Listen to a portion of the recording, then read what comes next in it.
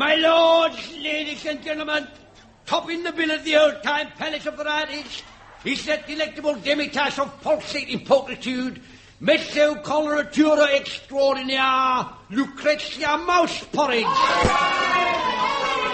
Now, simmer down.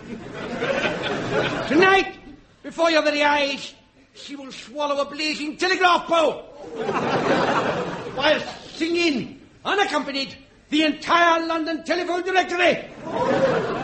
At the same time, juggling underwater with 3 divisions of the Seaforth Highlanders in full dress uniform.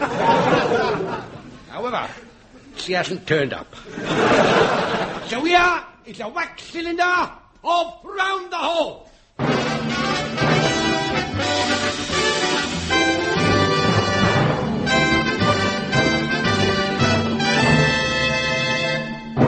And now, this week's special guest, specially released from quarantine, the conjuring Guru Maharishi Isambard Kingdom Good Posture.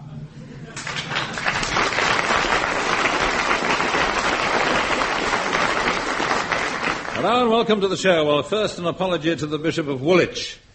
I'm sorry, sir, I didn't know you were in there.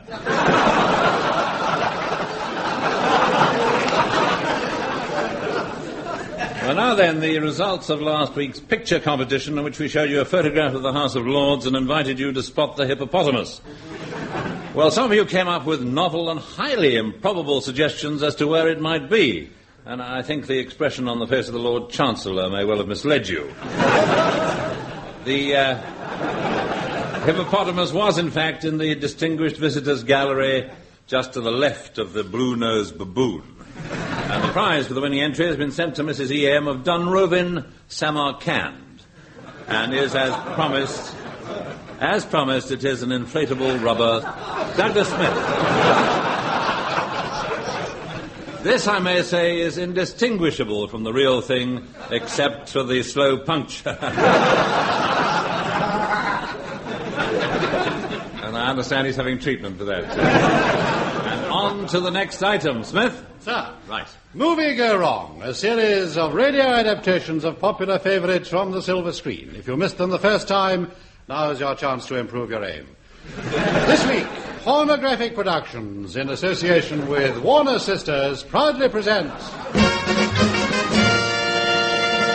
Dr. Doosweet, B.A. The story of a man who spoke the language of animals. My name is Dr. Doosweet, B.A.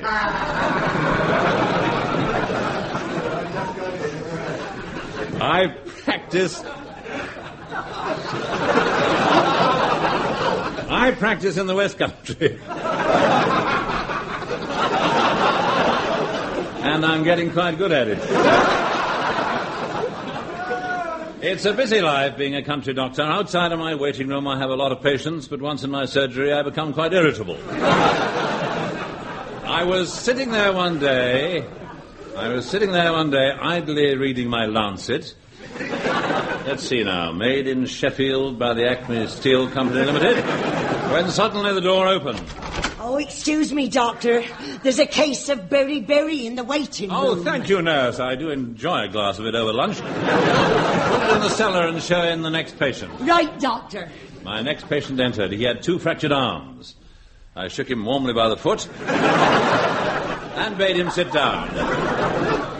Now then, what seems to be the trouble, sir? Oh, I tell you, Doctor, I'm not a well man. I got aches everywhere. My skin's coming up blotchy all over. I got ingrowing hair in my nostrils, ear holes. I got nervous disorder in my kneecaps, water on me deltoids, and I think I've done a mischief to me coccyx.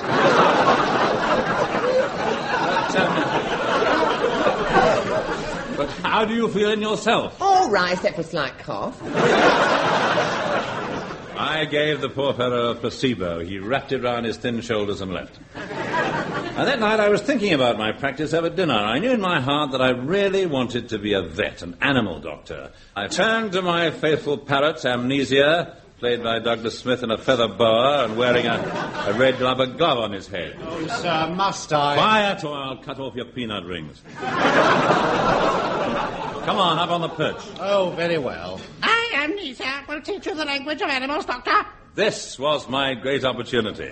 And now the plot really starts to thicken. It certainly does. I spent months and months learning the animal language. Soon I had an O level in dog, an A level in water vole, a fish at sea level, and I knew enough grass snake to order a meal. I began to go around the countryside treating the animals.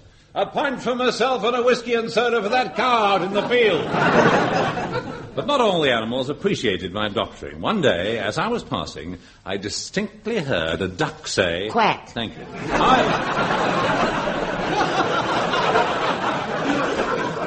However, my young friend Seamus O'Trouserleg encouraged me to persevere. Oh, keep going, Doctor. You'll be your success. Now, sure as the silver-haired mountains of Horne sailed across the sea to Galway Bay, and the little people cobbled their praties. And the wearing of the green begorra. He was, of course, Welsh. He introduced me to the charming girl at his side. Sure, and isn't this me friend, Ophelia Mutterbucket? Oh, hello, Doctor. I'm coming to see how you talk to the animals. Oh, very well. I'll give you a demonstration if you like. Woof, woof, woof, woof, woof.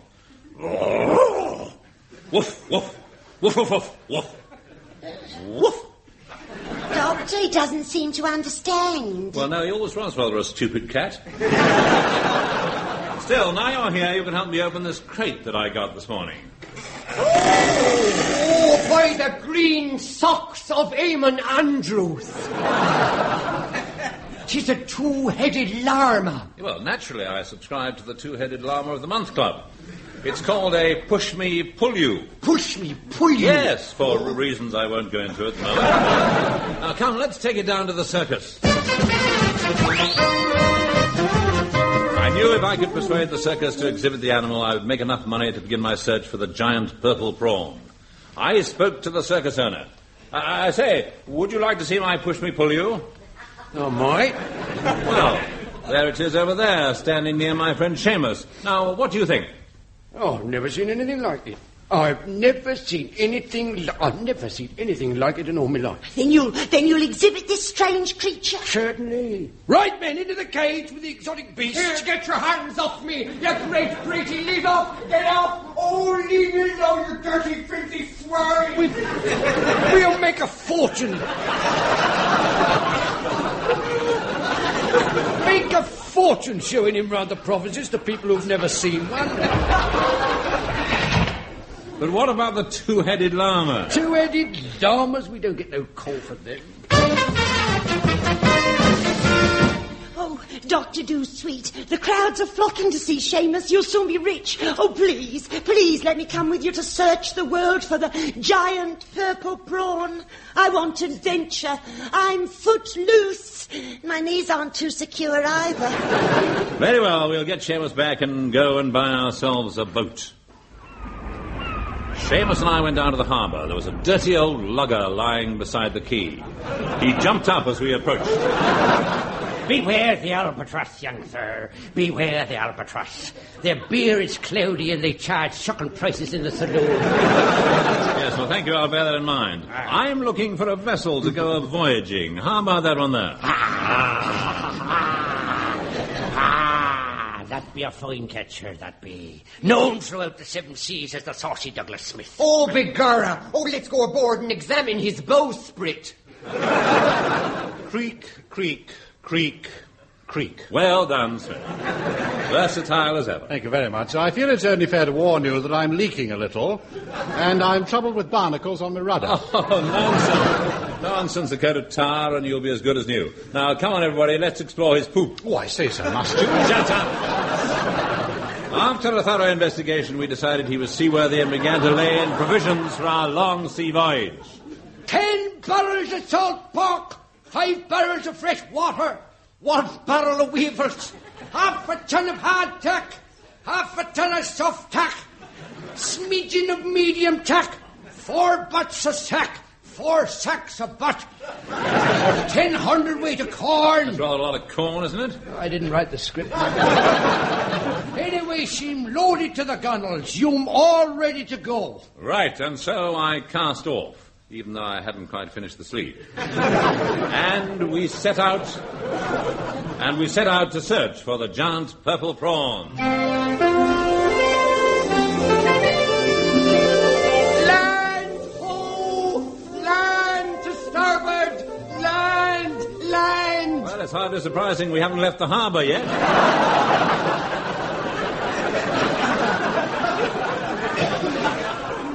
Sorry I hailed.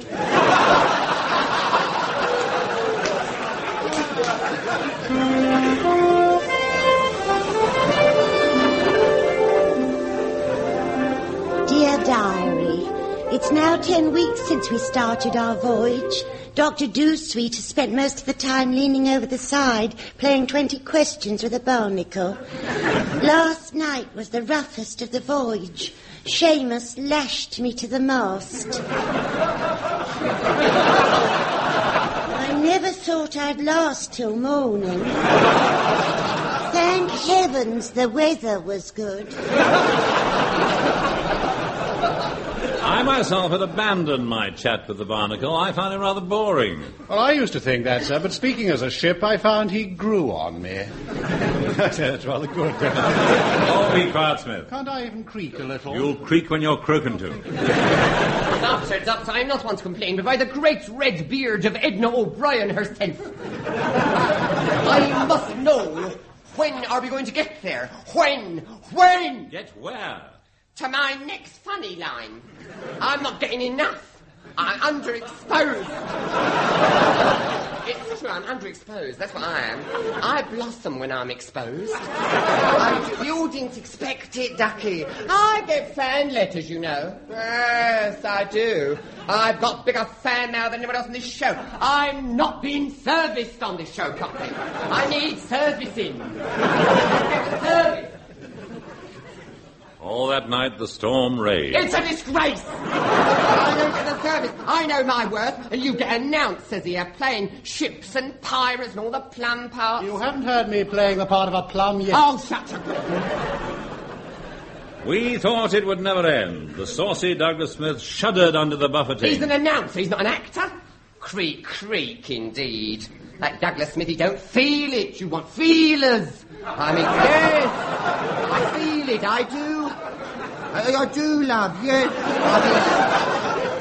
He don't feel. The stock market report has the limit of his dramatic range. Finally, the gallant Douglas Smith broke up and sank without trace. About time, too. Dawn found us shipwrecked on an uncharted island.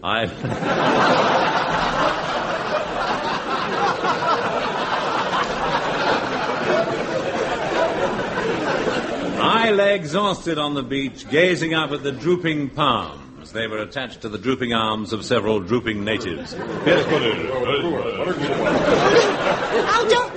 Doctor, they're threatening me with their assy guys. Oh, bejeebers! Oh, bejeebers! Oh, you leave this to me. I say you there, chieftain. Now watch this white man's magic. Seamus took out his cigarette lighter and flicked it once.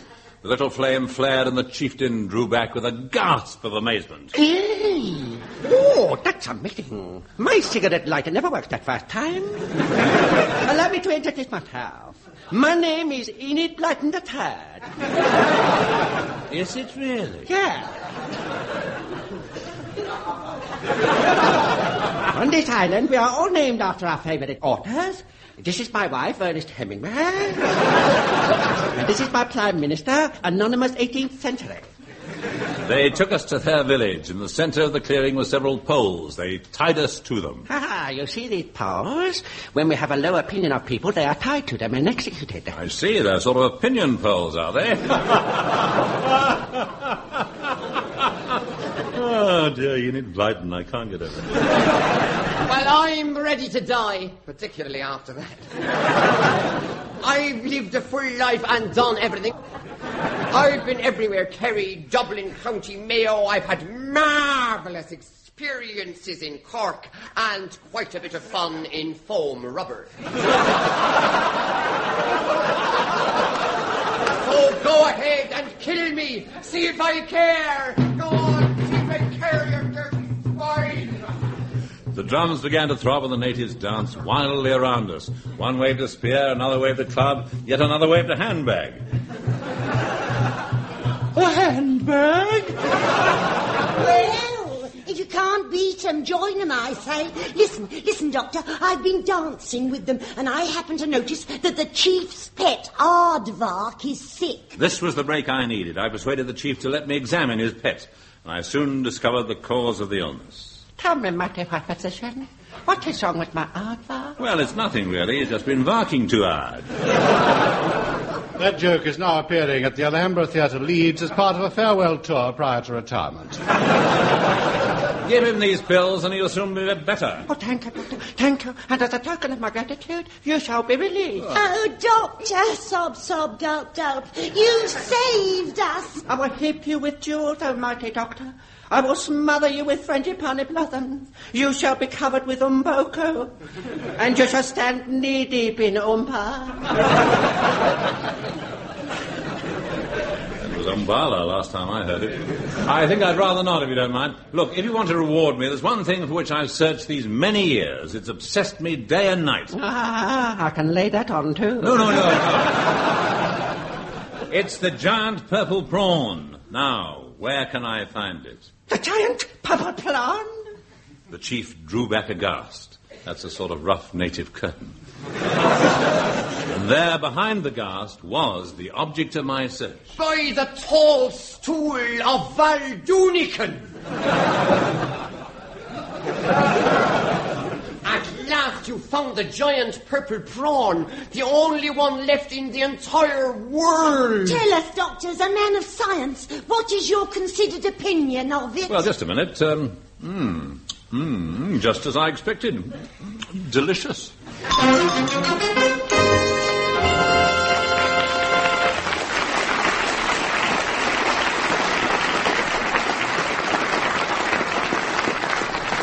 And so ends this week's production. Next week we'll be showing you something they've been queuing up for. It's been running in the West End for years, packed to capacity. Yes, it's a number 12 bus.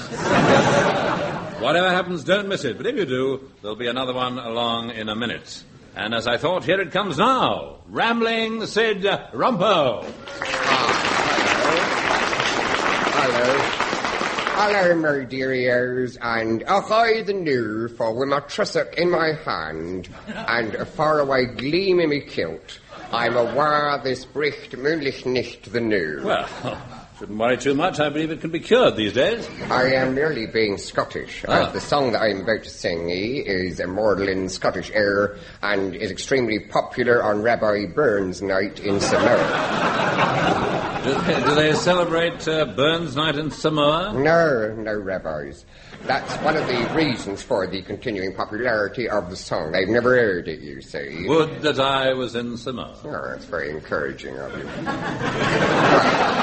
It goes after this fashion, brightly but lugubriously. By yon bonny grouse and by yon bonny thrums, where the moolies grout in the trellis, where me and my loomers were ever prone to spawn, on the bonny, bonny nerds of Ben Nevis. Oh, you tack your grossucks and I'll tack me fossocks. We'll sprout our cordwangles together. For me and my bogles will never be the same, 'cause I've grunged all me munge in the head. 'Twas there that we whirled in yon shady glen, on the steep, steep turfs of Ben Badger, where the deep purple hue completely hid the view, and the force gave us cramp in the nadir. Oh, you tack your grandeur, and I'll tack me plunger. We'll wobble our lummocks together, but your grunge starts to wilt when you're wearing Willie's kilt, and you're up to your spong in the hair.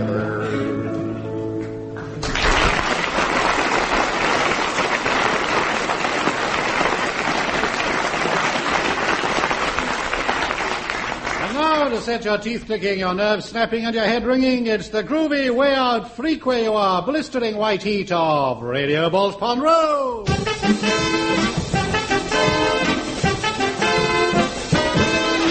This is Radio Balls Pond Road, radio's #1 public enemy.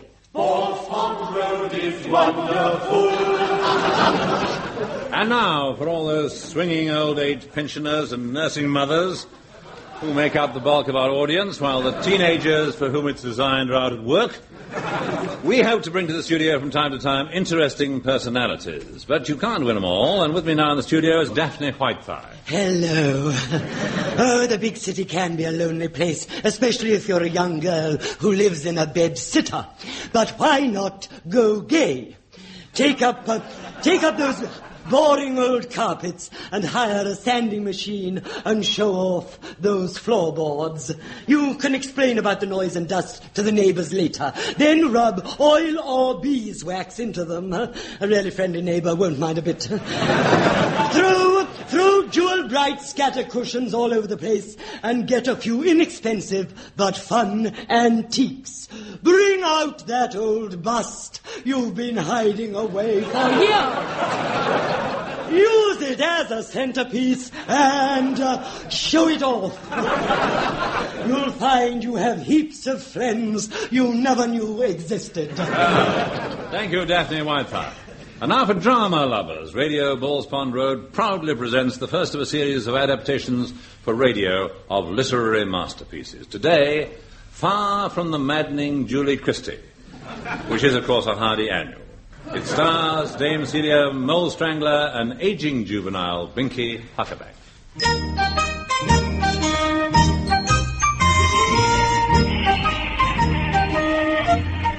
Boldwood, you.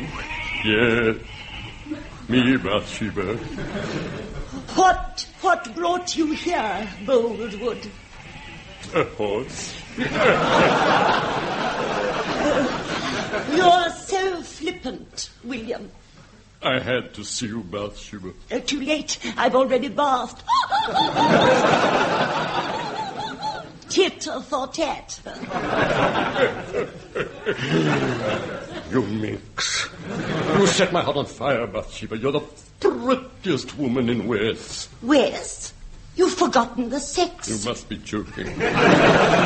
Bathsheba, marry me, you tempestuous termagant, and all the sheep in the valley will dance at our wedding. I can't. Why not? I'm too young for wedded bliss. Marry me and I'll make you miserable. Besides, it's hard to choose from all the men in the neighborhood. Is there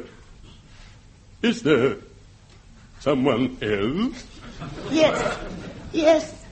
Sergeant Troy and I are lovers. You mean? Ever since I didn't succeed at first, it's been Troy, and Troy again.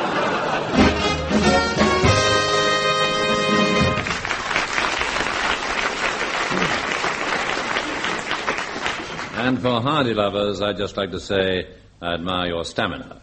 Now, recently I've been doing some research into the amazing cult of the Western. Men who have never been further west than the London airport. At weekends, strap on a gun belt and try to recreate the world of Boot Hill and Calamity Jane. And so, when I read this advertisement which said, Troll West young man, the Lazy Boner Ranch welcomes you, I decided to investigate. And when I arrived at the ranch, the sign on the gate said, ring and mosey on in. So I rang and moseyed. Hello, anybody there? Oh, hello, I'm Calamity Julie, and this is my partner, Hopalong Sandy. Oh, hello.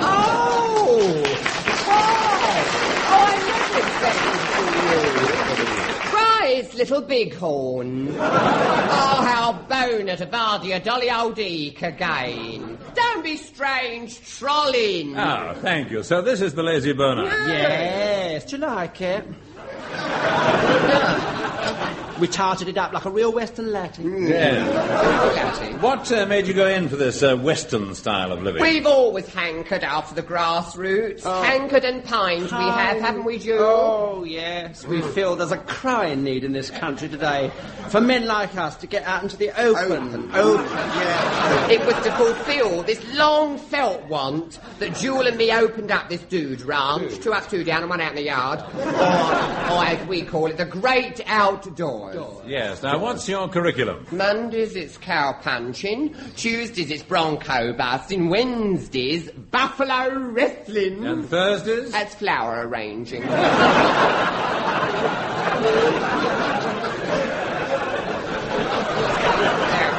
You'd never believe it, Mr. Horne, but Sam can do things with 2 arum lilies and a cactus make your eyes pop.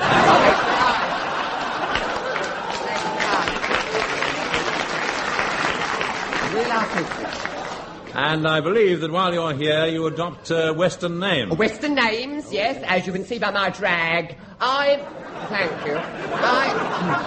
I model myself on that tough Western desperado, Jesse Matthews.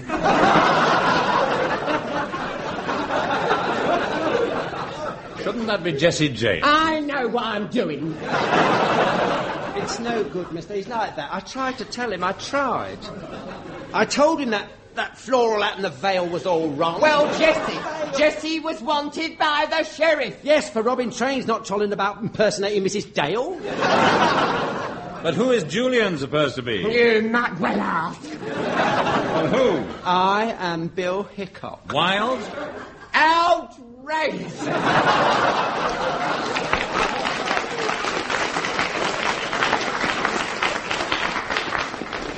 No, well, I like the cosy, see? I mean, you can't beat a check shirt, high-heel boots and a pair of rough, shaggy chaps.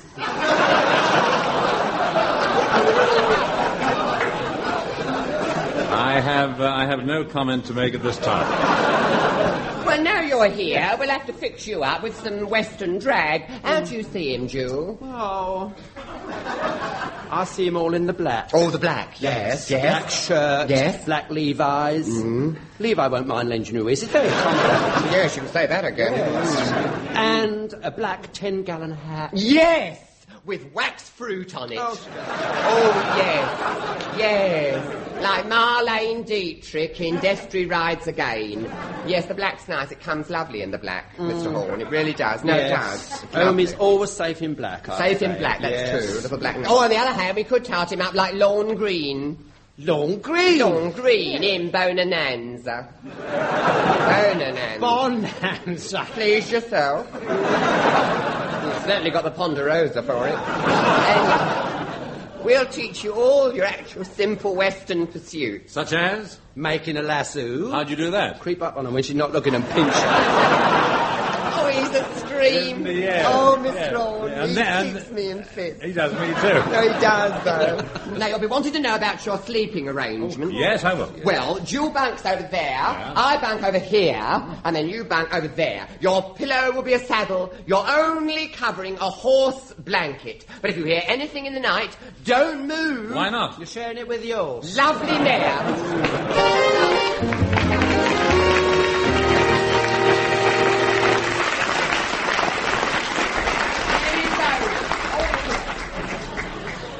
Well, that's it for this week, but before we mosey along, here's this week's motto, which is, those who can, do.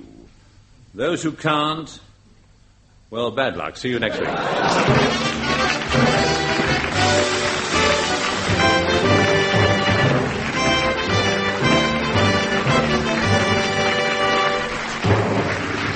That was Round the Horne, starring Kenneth Horne, with Kenneth Williams, Hugh Paddick and Betty Marsden. On the musical side, you heard the Max Harris Group. The script was written by Barry Took, Johnny Mortimer and Brian Cook, and Donald Webster. The program was produced by John Simmons.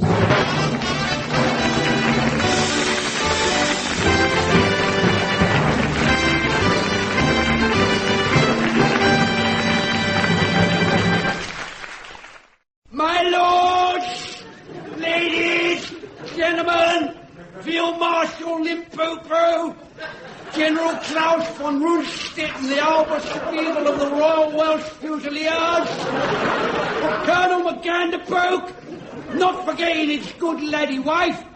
Oh, I beg your pardon? Good lady wife.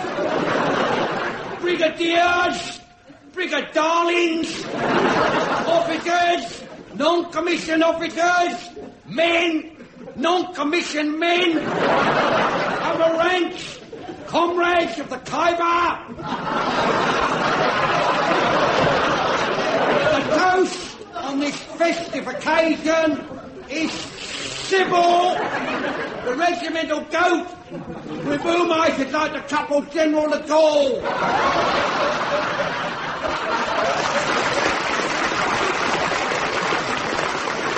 Not to mention, run the whole.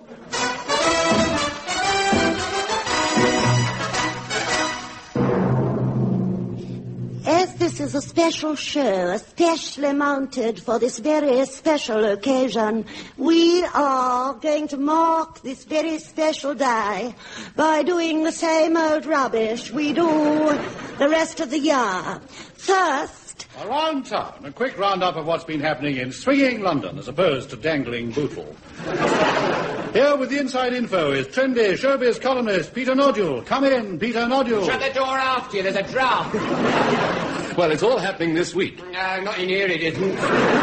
Yes, it's really popping all over town. Plead the headache. Hot news. Trendy trumpeter Herb Albert is in town staying at the Balls Pond Road Hilton with the Tijuana Brass. His only comment, we're just good friends. And on the sporting scene, Daphne Whiteside reports. at Wembley yesterday, the Dobby Royd-sponsored Horse of the Year show was won by Pamela Ormsby Foot. Her horse came second. Finally, man on the spot, Brad Smallpiece, with news of current events. There have been no events this week concerning currents, with a possible exception of an incident concerning a Christmas pudding and the workhouse master. But there is, however, many exciting happenings to titillate the visitor. Porridge tasting in the Clipper St Paul's, a torchlit display of ferret sexing at the White City, and Otto Klemper at the Albert Hall playing selections from the well-tampered liver sausage. But I myself personally would plump for the Aldershot Tattoo, which can be seen nightly on the arm of Lance Corporal Grutt at the Jolly Embalmer High Street Aldershot, and depicts two heraldic camels entwined and the motto, "Up the Liberals." Yes, well worth a visit, but here now to announce our next item is our own trendy announcer, Douglas Shh, you know who. Thank you. That was, of course, Kenneth, you know what. Listen. No, don't. He's got no right to say that. He's only an announcer. Oh, take no notice. Take no notice, Doug. Don't let him throw you. No, you get on with it, Doug. Go on, gird up your loins. Well, they're not actually mine. I'm breaking them in for Kenneth Williams. I'll thank you not to bandy my loins about. I won't have me loins made a laughing stock. I'm not having me loins pilloried to make a Roman holiday. It's cheap and it's uncalled for. Especially when you consider my stature. Am I not part of Britain's great heritage? I should be above ridicule. I am a sacred cow. I am. No, Ducky, I am. I am a myth in my own time. Myth. What you do in your own time is your own affair.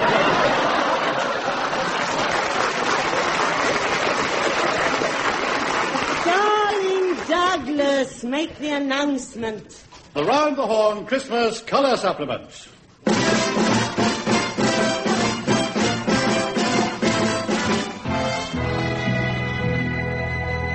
Now, this part of the show can only be heard in colour.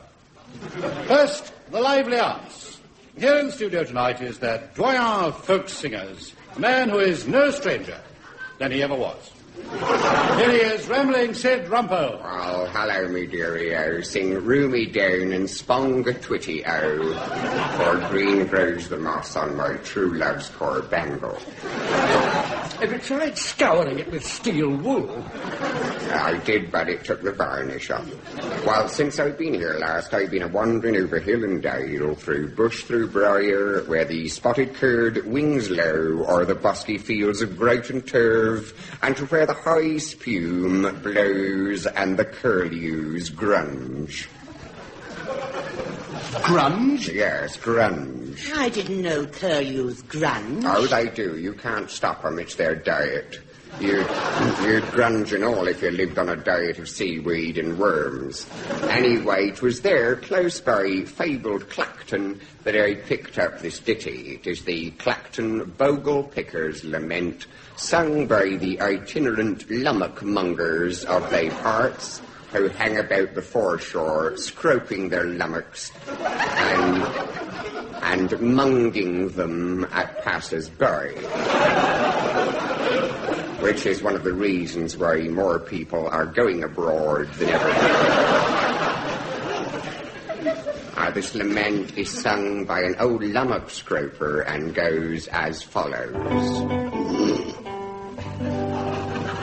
When I was 21, boys, me bogle did I plight, and many's the lummock I did scrope beneath the pale moonlight. Sing haul away me posset Meg, there's limpets on me dando. Here I am old and sere, me boys, me bogle silvered o'er. I cannot scrope me lummocks now, and me heart it is full sore. Sing pull away me posset Meg, there's barnacles on me dando. Now all you jolly sailor men who listen to my song, come plight your bogles while ye may, they don't stay fresh for long.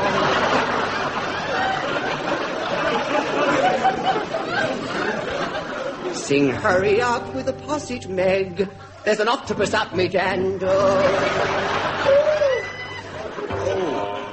Oh, that can be very nasty.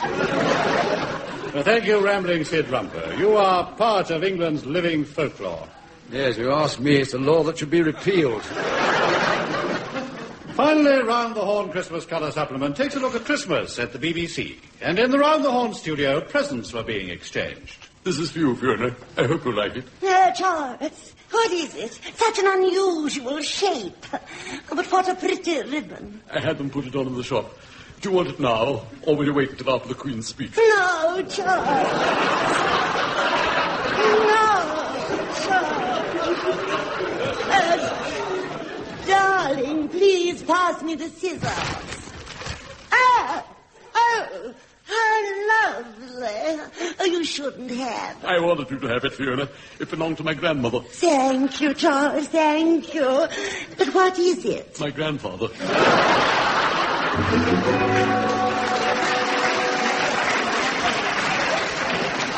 Meanwhile, other gifts are changing hands. Oh, Merry Christmas, Jewel. Merry Christmas, Sand. Here, this is for you. Oh, Jewel. Oh, how thoughtful. Oh, it's absolutely boner. Oh, Jewel. Made it specially. No. Oh, with your own hands. Oh, you're so good with your hands. Oh, no, I envy people who can do things with their hands.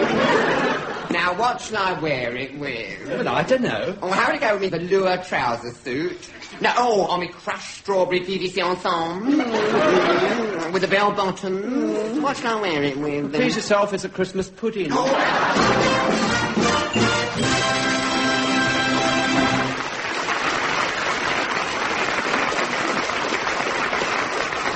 now it's time for the Fraser Hayes Four, a sort of gin-trapped family singers. With their own contribution to Christmas, here to sing It Happened in Sun Valley, the Fraser Hayes Four.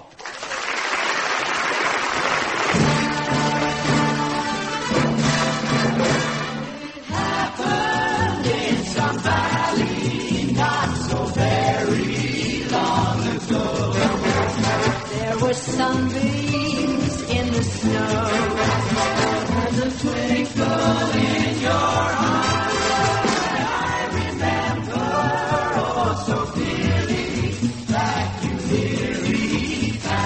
Then it happened in Sun Valley. You slipped and fell, and so did I.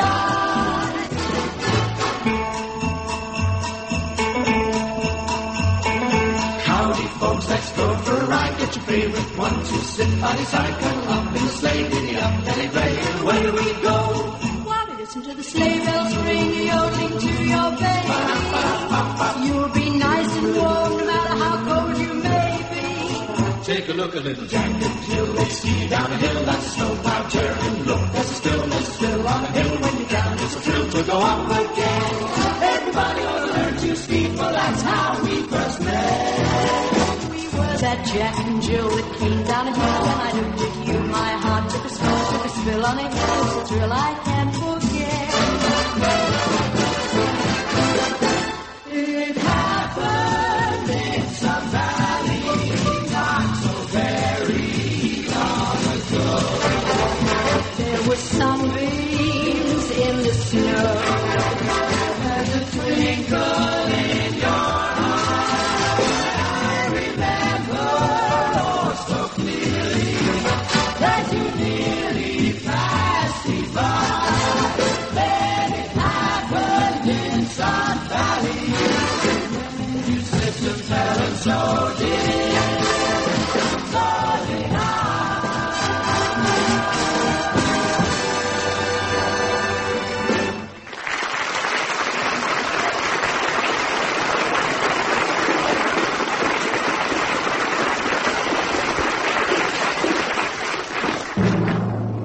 Ladies and gentlemen, it's...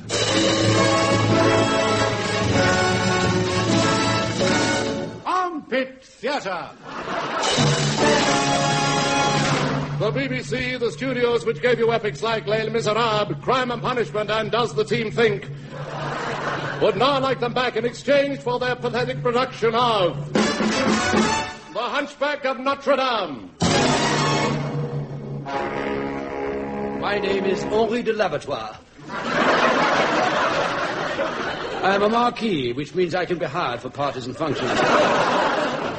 In medieval Paris, I am called a despot, but I don't make a habit of it. I have a small, unpretentious 4,000-room chateau in the Place Notre Dame. It's convenient for the cathedral. One day I was in my chambers, which is something like being in a cups, only larger. I was poring over an old, finely chased, bow-fronted peasant girl. When there came a knock on the door. Entree! My lord, the Bishop of Paris wants to see you. He's without. Well, I'm afraid that's his problem. But barely enough for myself. What does he want? He desires an audience. Well, tell him he can have the one on take your pick. Glad to see the back of him. You'd better show his most reverend and noble grace in. Boy, Gracie, you're on. Good, my liege. Allow me to greet you in the traditional manner. On the hand, Ken. You're supposed to kiss me on the hand. I'm only doing what it says in the script, Ducky. I assure you there's no pleasure in it for me. Oh, no. Yes. Oh, Ducky, it's the writer's fault. If they can't be bothered to do a bit of historical research, I can't be held responsible. Good, my liege. No.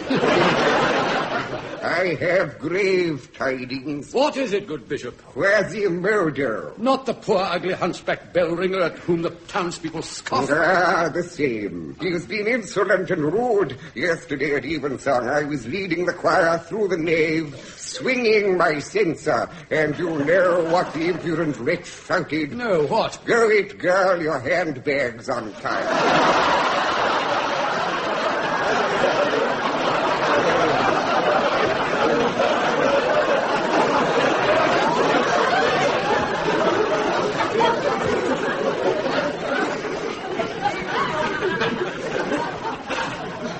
Oh, what did you do? What could I do, my liege? I gave him a mouthful of knuckles. That's time period dialogue, that is, isn't it? Mouthful of knuckles. And it marvellous. That's nice Polari for a medieval bishop, isn't it? See, these writers have got no sense of period. Anything outside of a 4L bar shrouded in mystery to them. You want Christopher Fry for a job like this? You know him that wrote The Pologne's Not for Burning. Yes. No, he'd understand me, old Chris would. He could service me. I need servicing. How can I take a bishop without the proper servicing? Mouthful of knuckles. You wouldn't get a bishop saying that. It's ludicrous. I mean, he'd be unfrocked, he would. Unfrocked he'd be. They'd have his frock off him in no time. Things like that, wouldn't they? All right. Take out mouthful of knuckles. What would you say in his place? I belted him one with my episcopal crook. Yes, much better. And has the right ecclesiastical nuance about it. Yes, sir. Where the murderer must go. He's ugly, he smells, he's dirty, he has the evil eye. The rest of him doesn't sound much to write home about either. He is the devil's familiar. You know, I hate people being familiar. He is a witch, and he ought to be burned. Well, this is a matter for the church. You, good bishop, must try Quasimodo. Try him? You must be joking, Ducky. Look, Ken. You're supposed to be playing my aide-de-camp. I'll thank you to give me a little more aid and a little less camp. Yes, I'm sorry I spoke. I bid you good day, my liege. And turning haughtily on his heel, he gathered his mini cassock about him and swept out of the room. I forgot about Quasimodo in the next few days. I had other matters on my mind. A troop of Spanish gypsies had come to town. Their caravans made a gay splash of colour in the square below my window, and at night all the townspeople would gather to hear their wild gypsy music and see their exotic gypsy dancing.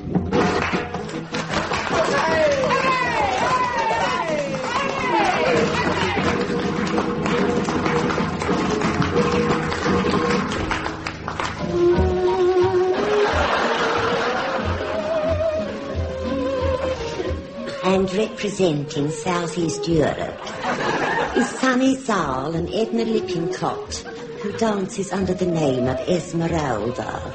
She is wearing a dress that she made herself out of 140 yards of sequined horse blanket. Her balaclava helmet is encrusted with gilded senna pods. Yes, as she told me, she sewed them on herself.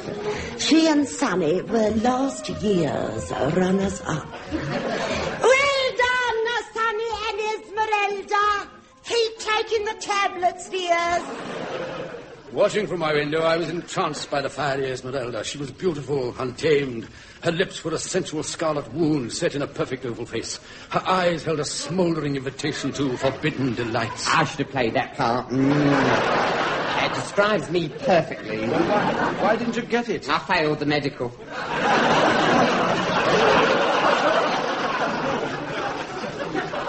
Meanwhile, back at the plot. One sight of Esmeralda set my pulses racing, my blood pounding and my corn throbbing. I sent my servant to bring her to me. Good, my liege. I've obeyed your command. I've got the Jippo Bodger outside. Show her this way. I think she already knows that way.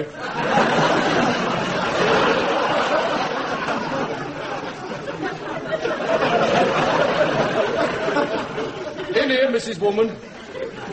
Ah, so you are the lovely Esmeralda whom all men desire. That's right, dearie. You want to buy some clothes, Pegs? Perhaps we should have given the part to Kenneth Williams. Cross me palm with silver, beware the gypsy's curse. But that's not the kind of gypsy we had in mind, Betty. Oh, all Start right. again, from your entrance. Ah, Esmeralda. Si, senor. You wish to see me. Among other things, yes. I'm getting on in years. I admit I'm not handsome, but I can give you things you've never had, like a good bath. Come to my arms, my proud beauty. No. I am promised to another. I am betrothed to Sanizal, king of the gypsies. A fig for Sanizal. Oh, I'll give it to you when I see him. Come here, wench. Don't touch me, senor. I warn you. If you lay one finger on me, I shall kill you. I have a stiletto concealed in... Blast. I forgot to put him on this morning. Oh, Esmeralda, let me smother you. Yeah. Oh, I beg your pardon, not there. It's a trick of the light.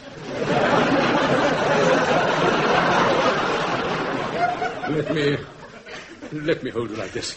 Close to me. Oh. How do you feel now? I wish they had given the part to Kenneth Williams. Race. Well, Esmeralda, you have but one choice. Take me as your lover, or I shall see that you are burned at the stake as a witch. I shall never submit it to you. Very well. Executioner! Yes, Master, what is your bidding? This wanton wretch is to be burnt at the marketplace, or if wet in the scout's hut.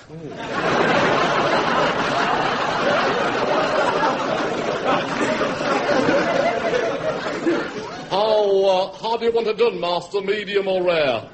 I'll leave it to you. You know how to go about it. Surround her with faggots. Oh, everybody to their own taste. What time's fry up? At noon today. Right, take her away, Executioner. Do what you have to do. You may do your worst with me, Executioner. Yes, I may very well. Come on, darling.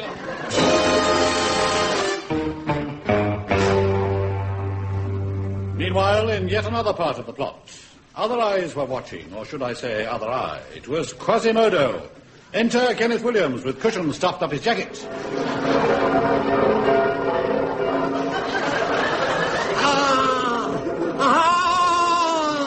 The bells! I must ring the bells!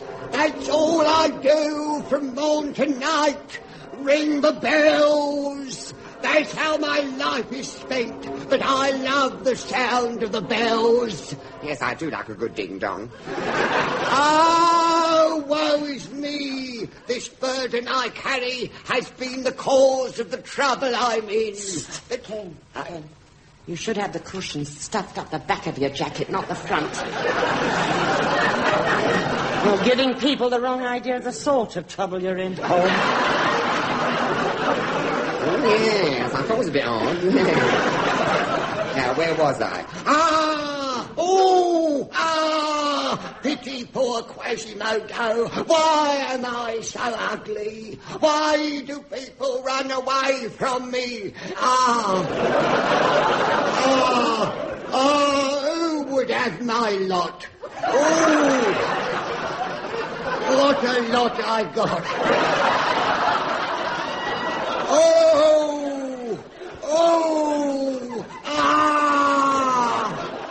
This is your actual tour de force, this is. Worth a knighthood at least.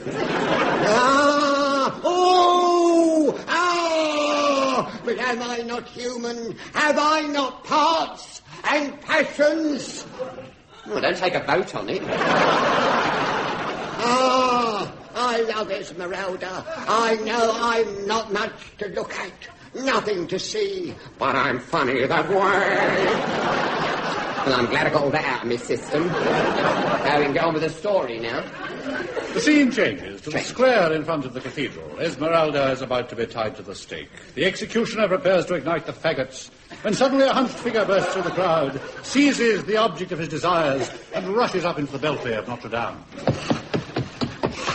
You'll be safe with me, my little beauty. Hey, what's your game, mate? Put me down. Last, the wrong one.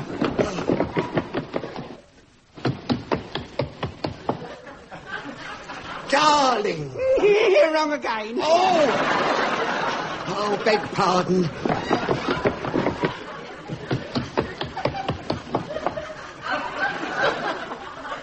There, Esmeralda. You'll be safe with me. Oh, are you? Why ever you saved my life? Because I love you, Esmeralda. I want you. I need you. Stay here with me. I know I can't give you what other men can give you. Fine clothes, jewelry, gold. But I can ring the bell.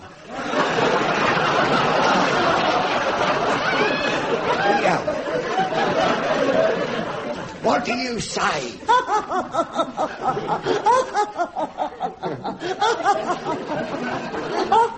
All right, don't overdo it. Honestly, give her a line, she makes a career of it. It's the producer's fault. She wouldn't carry on like this if she was under Tyrone Guthrie, I can tell you. All right, maybe continue the performance, dear. Me? Stay here with you? Oh, no, it could never be. I have already pollited my Tyrol, sir. Well, then bathe it 3 times a day in hot water. I am betrothed to the king of the gypsies. Sonny soul! The same. Soft. Here he comes, even now. Esmeralda, I've found you at last already. Quick! We must fly from the mob. I've saddled these 2 thoroughbred Arabian hedgehogs who will carry us right through the safety and art seeds at the end of the rainbow. Come, my beloved, my love, to far Tuscany, hard by leafy Whitechapel. Go with him, my child. Alone. Poor Quasimodo's left alone up the belfry. All I've got is me bells. Oh, is that how I'm destined to end my life? Just an old, lonely campanologist. Hello? What's that? Ah, the mob. They're down there in the square. They're coming for me. All right, Quasimodo, we know you're up there. Are you coming down, or do we have to come up and get you? Come up and get me, copper. I've got a loaded gun here, and I'm not afraid to use it. You can't have a gun, it's an anachronism. All right, I've got a loaded anachronism up here. Come down, Quasimodo, son. This is your mother talking.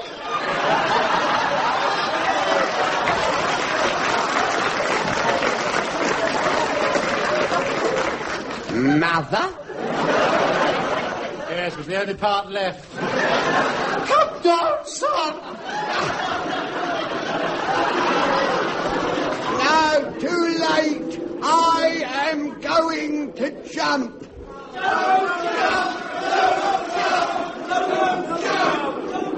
Oh, all right, if you insist. Instead, I shall waft you round the world on a magic carpet of melody. My song goes round the world.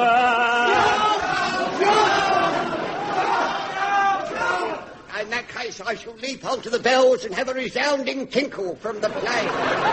From the play of the same name by N.F. Simpson, amateur rights available.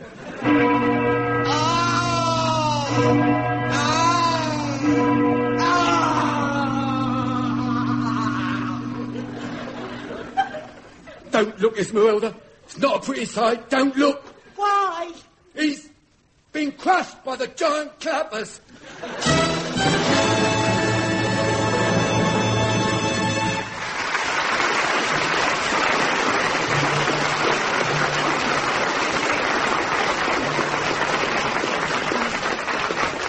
Well, lads and lasses, that brings us to the end of the show. And on behalf of the company, I'd just like to say that if you've enjoyed listening to the show as much as we have performing it for you, then we all had a pretty boring half hour. Thank you, and good night, Macclesfield. Good night.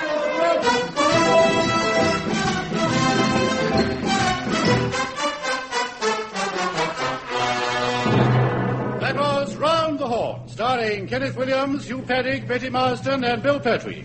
On the musical side, you heard the Fraser Hayes Four and Edwin Braden and the Hornblowers. The script was written by Barry Chalk and Marty Feldman. The show was produced by John Simmons, and your announcer was me, lovely Douglas Smith. Younger than springtime am I, gayer than laughter am I. Yes, Tucker, we've all got your number. Kenneth Williams is now appearing in the Fairy Grotto at Belfridge's.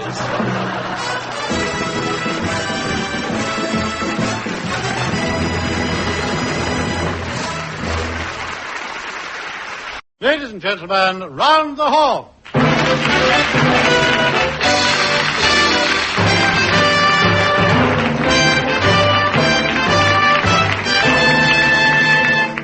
And here now, our special guest, who has flown all the way from Montenegro to be with us tonight, Siffleuse Extraordinaire, Gladys Mavrocordato. Hello, and welcome to the show.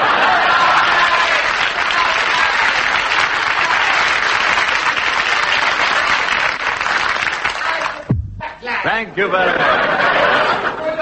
Yes, thank you. Well, now, I expect you'd like to hear some of the events that are taking place this Christmas. There's the floodlit Natterjack toad trembling at the Freethinkers' Hall. There's the 100 yards hop, step and gesture race at Potter's Bar. And the Free Wales Army will be staging a raid on the London Aquarium. But personally, I'm looking forward to an exhibition given by our old friends, the over-80s nudist leapfrog team, who will be giving us a demonstration of prune fumbling. And I hope to pick up a few wrinkles there. All right, Smith, swing into the announcement. Right, sir. Ring-a-ding-ding. First, via radio link, we go to Mount Everest to hear how that daring mountaineer, Sir Fledermaus Bull Usage, and his loyal Sherpa Jam Singh are spending their Christmas. Are you there? Yes, we are here at a narrow ledge on the north face. It's bitterly cold, and I have to keep talking to stop my Sherpa from dropping off. We've poured flaming brandy over the pemmican and twined holly round our pitons. And now we're about to pull a Christmas cracker. Are you ready, Jam Singh? Wake up, man, wake up. Yes, I am waking. I got chipped. I got the chapped chapatis. All right. Right, now here, take this cracker. Yes. Right? Yes. Pull! Oh, good. I got a lovely little plastic novelty. And I've got the paper.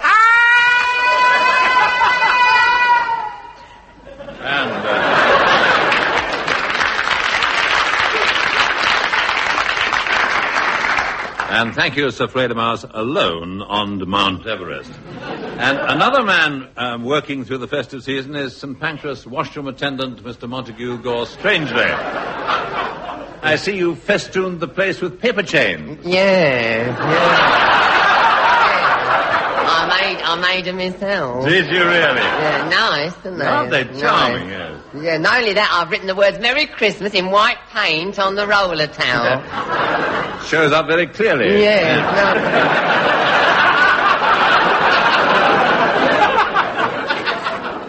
And I left Mr. Gore Strangely secreting threepenny pieces in the bars of soap and looking at the cheery greetings on his walls. You know, there's a special magic about this time of the year. The snow drifts into the gutters, the band drifts into the pub. Above all, it's the season of pantomime. And so tonight, ring-a-ding-dong.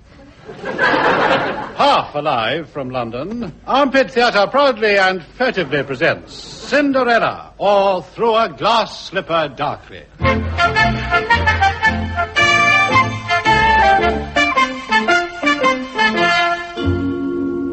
The scene opens on a village green. The villagers dance about gaily, the footlights lighting up their feet and the spotlights lighting up their spots.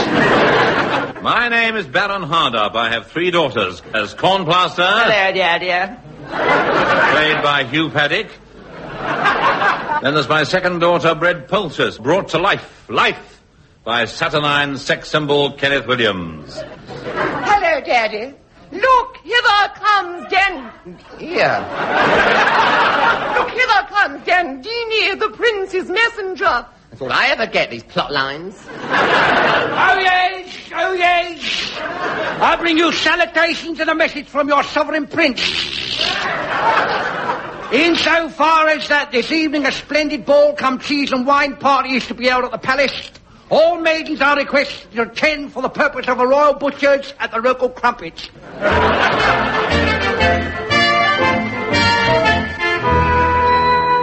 Meanwhile, back at the kitchen range is my third daughter, Cinderella, played by swarthy, guttural ex-bomber pilot Betty Marsden. She sits among the cinders, a rosy glow on her cheeks.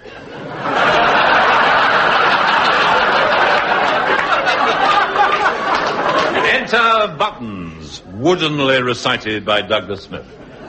Hello, Cinders, it is I. Buttons. Oh, I do beg your pardon.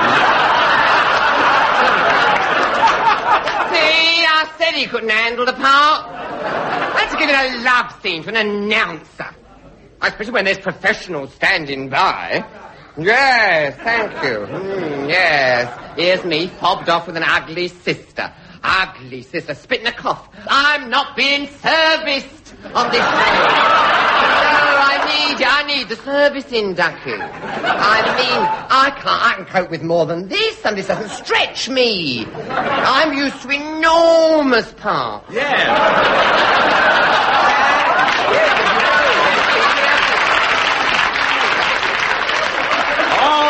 All right, you can play buttons as well. Oh, good. But I say, sir, Mummy was listening specially. Oh, shut up, Cliff. Shut up. Cliff, Yeah, go on, away. get out. Now then, re-enter button. Hello, Cinders, it is I, Cinders, Cinders. That's the way it ought to be played, you think. With a feeling. He makes it sound like 10 o'clock news, he does. Notice the timbre in my voice, you see. I can reach right to the back of the hall with me timbre, if I really try. And without your artificial aids, Ducky, I can tell you things make your ear curl.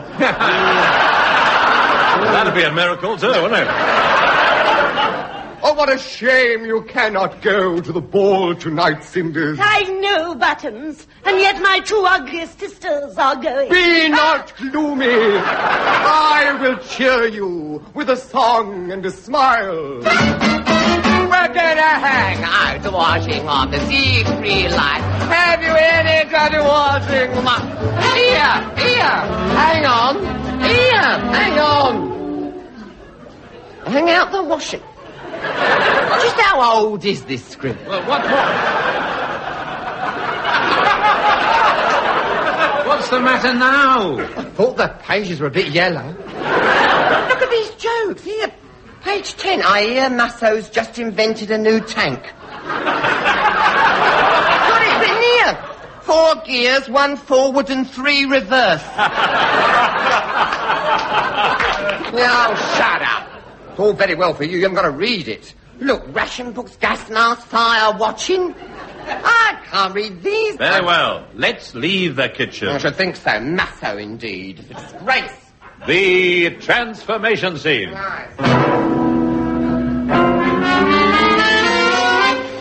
The lights dim, the music swells, the stage revolves, revealing to our astonished gaze, we're back in the kitchen again. Cue sax. Everyone has gone to the ball. Cinderella sits alone amongst the cold grey ashes, weeping softly and playing her saxophone. And hardly had she finished when a wrinkled old crone appeared in a twinkling. Hello, old crone. Let me help you off with your twinkling. How kind of you, child. I am your fairy odd mother. There's a typing error. They missed out the G. Oh, yes. G, I am your fairy odd...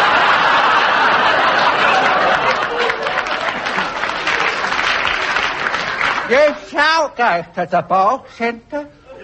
I shall wave my magic wand. Played by thin, rigid Douglas Smith. And amazing things will happen. They always do when I wave it about. Abracadabra. There was a blaze of magic light, and in a trice, Cinderella's rags disappeared in their place. Well, come on, Paddock. Shouldn't there be something in their place? Yes, sorry, I'm still a learner with this wand. You're not very good at changing gear. It is I, but... here, go and put something on. It's not my fault. Me wand's jammed in second. There, that's better. Abracadabra. There. A shimmering silken ball gown studded with rhinestones. How lovely you look. Oh, silken ball gown. Yes, it's me. Oh, thank you, Fairy. Thank you, Fairy Odd Mother. Now I can go to the... I should be wearing that. This wouldn't fit you. Look at you. Great rippling deltoids. Fists like smoked hams. You wouldn't get anyone kicking Sandy Betty Marsden's face. Now, me, you see, I'm more your lithe, boyish type. Yes, I shall play Cindy. Look, I'm not standing for this. I'm currently starring in Bride of the Swamp Monster. I've got billing over the title. All right, Betty, all right. But you know what he's like. You see, our seat's made up to you, don't worry. I don't know why you're buttering her up. She's in the twilight of her career, she is. I've seen her in Bride of the Swamp Monster, and she don't wear makeup. You're only jealous. I'm jealous because you did not get the part. Yeah, you don't wear makeup. You're more a paper-hanging job, you are. Oh, sorry, I spoke. Aren't we all? Yes, now. Enough, everybody. Now, let's see, where were we? Oh, yes, the fairy godmother called for a pumpkin and waved her thin, rigid Douglas Smith over it. Swish, swish. Well done, Smith.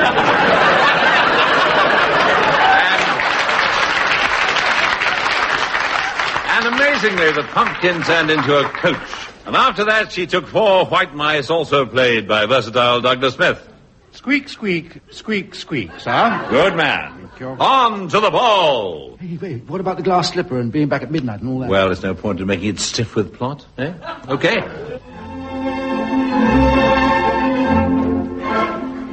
As Cinderella entered the ballroom, the prince saw her and started.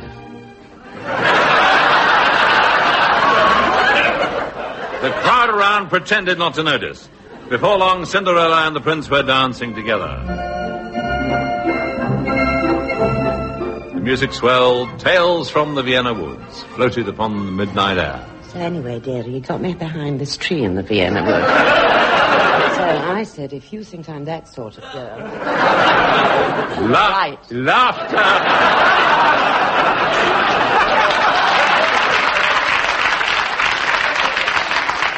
Laughter and gaiety were everywhere.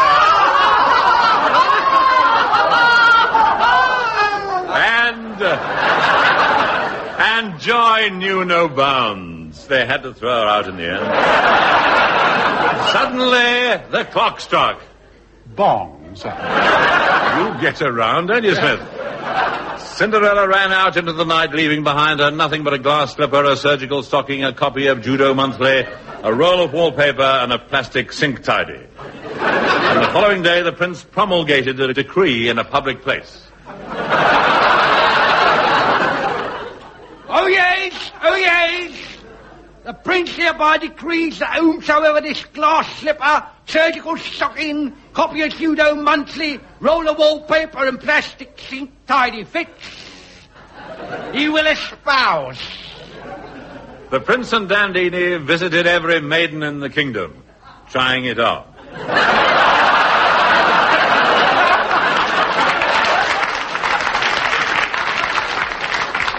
Finally, they came to my own abode, hard up. Ooh. Well, first Corn Plaster tried it on, then bread poultice. And suddenly, from the kitchen ran a tousled waif. Let me try it on. Nonsense! It would never fit you, Buttons. I'm Cinderella now, you fool. Oh. Here, give me the blimmin' thing. There, see, it fits. Oh, Prince, Prince, when shall we be wed? Say something, Prince. Speak to me, come on, say something. Who's supposed to be playing Prince Charming? Well, you are, actually. Oh, yes. Oh, actually, this could be rather nasty. Walking about with the script, too. And so, kiddies, the prince in the person of Kenneth Williams and Cinderella, also in the person of Mr. Williams, were married and lived happily, if confusingly, ever after.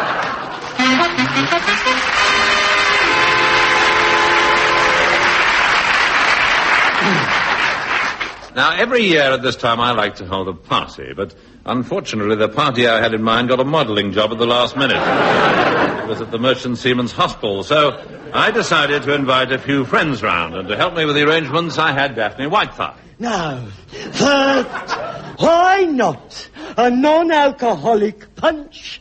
Tasty, but not inebriating. Here's my recipe. Marinate some cenopods in elderberry wine. Add a pint of prune juice, some rhubarb essence, and fig extract to taste. Top up with lemon juice, decorate with cucumber slices, and serve in individual cups. It's absolutely ideal if you want a running buffet.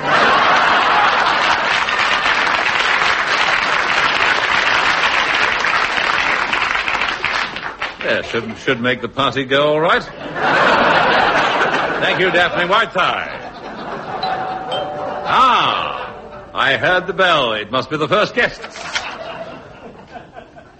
Madam Osiris wishes you the compliments of the season and brings you lots of luck and many roses. Oh, Madam Gnome Clencher, let me take your hat, your coat, and your crystal ball. Thank you. And if you want to prognosticate, you know where it is. Right here on the hall stand. I'm afraid I haven't brought you a present, but I'll give you a quick shufty up your zodiac. Now, let me see. Your Pisces the fish, aren't you? Yes. Well, your house is in the fourth quarter, rising over Capricorn with the nodes in the ascendant and Virgo in the broom closet. Well, what does that mean? Means watch out for Chinese armed with baseball bats.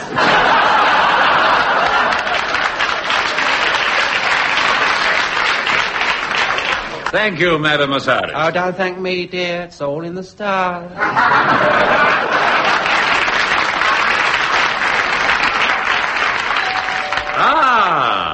Yes, new arrivals. Hello. Why? Charles. Alone? Where's Fiona? She's gone, Mr. Horne.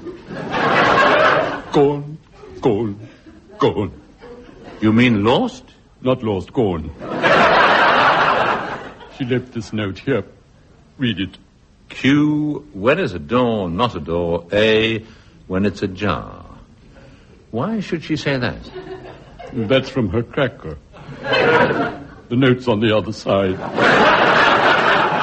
Oh, I see. Now, what does she say?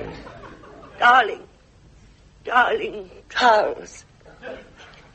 It's all over, my darling. I'm breaking it off. It could never be, my darling.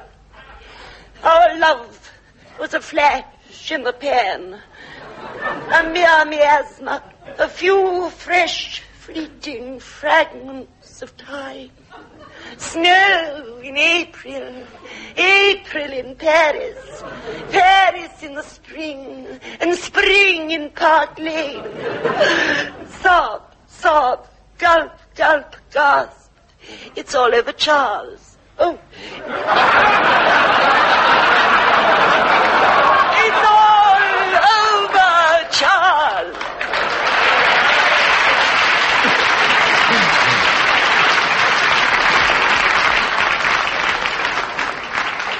She writes very small, doesn't she?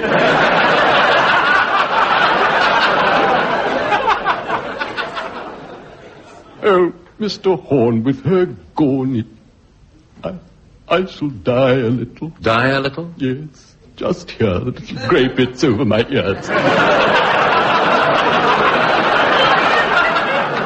It'll take years off me. Yes. And do you think that'll bring her back? Back? Who wants her back?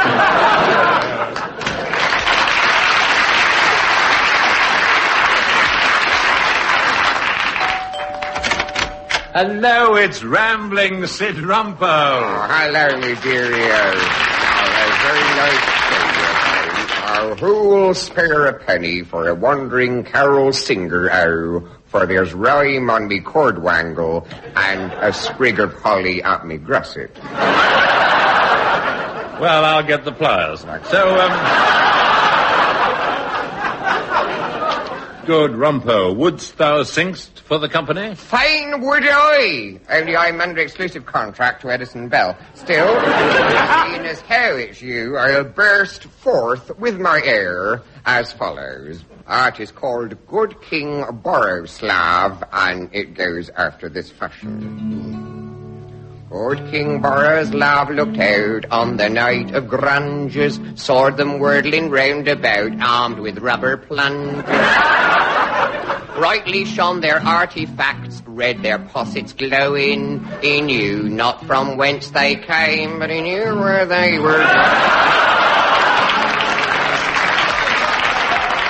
Out he went into the snow, loud his lummocks ringing, with his moolies all aglow, and his trousers clinging. Back he brought those grungers bold, stood them by the fire dogs, saved them from the bitter cold by thawing out their yule lords.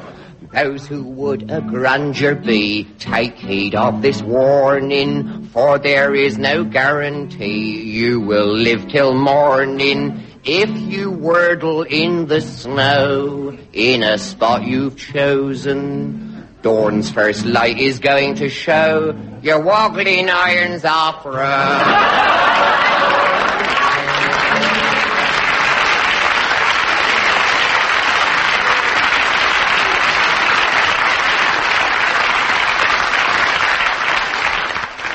And thank you, Rambling Sid. Well, Yes, sir. Very nice of you to have me. Well, now, while he was singing, two other guests arrived, listened for a moment, and headed straight for the cloakroom. Cause and effect, I suppose. I think they're still in there. I'll just check. Hello, anybody there? Oh, hello, I'm Julian. This is my friend Sam.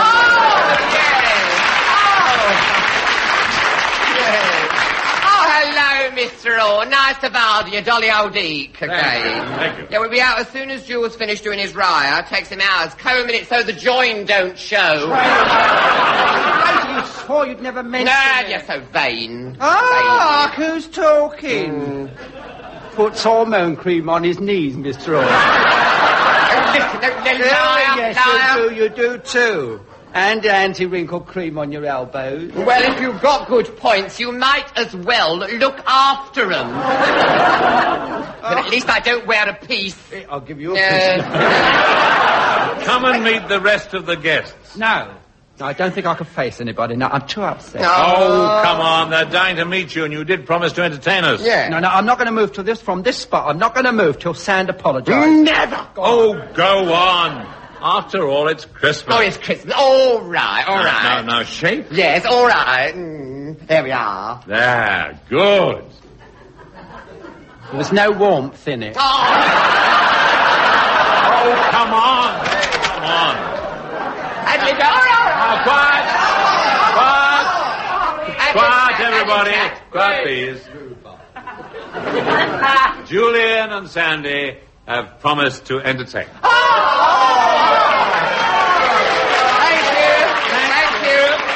Thank you. Oh, thank you. Now, with Jewel at the piano, we will give you a selection of campfire songs. You know you like warming your hands at the old campfire. So if you know the words, don't hesitate. Keep your mouth shut. Jewel? Yes? Ready? All allow your lappers on the Striller's boner. Oh, trust me. Trouble, I do. And here we go.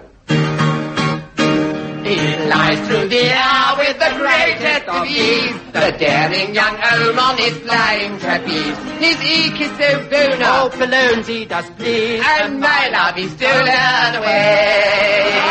Then we stood up and wrote. There's a hole in my bucket, dear Sandy, dear Sandy. There's a hole in my bucket, dear Sandy, a hole. Then why don't you stop it, dear Julian? Then why don't you stop it, dear Julian? Stop it. With what shall I stop it, dear Sandy, dear Sandy? With what shall I stop it, dear Sandy? With what? If I were to tell you, dear Julian, if I were to tell you, we'd be off the air.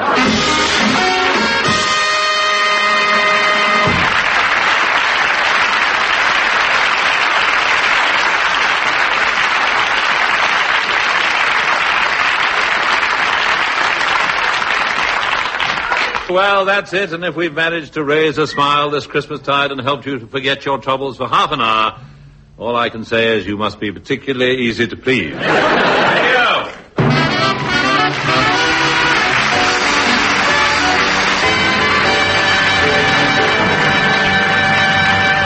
That was Round the Horne, starring Kenneth Horne, with Kenneth Williams, Hugh Paddick, and Betty Marsden. On the musical side, you heard the Max Harris Group. The script was written by Barry Took, Johnny Mortimer, and Brian Cook, and the program was produced by John Simmons.